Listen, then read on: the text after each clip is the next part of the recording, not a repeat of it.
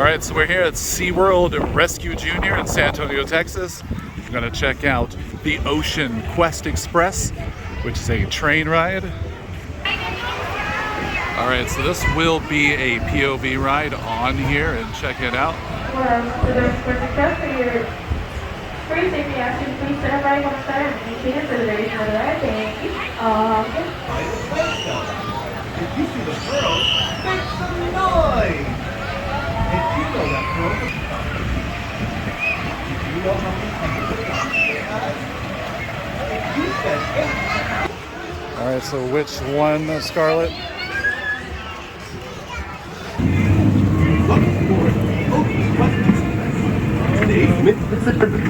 For those of you who are waiting to ride Ocean Quest Express, that all riders must be wearing a shirt, shorts, and shoes. Once again, all riders must be wearing a shirt, shorts, and shoes. Swimwear is not allowed while riding. Many soft-bodied octopus have made themselves at home. Let's see how many. You know how many heads an octopus has? What happened to? You're right. An octopus has a round head.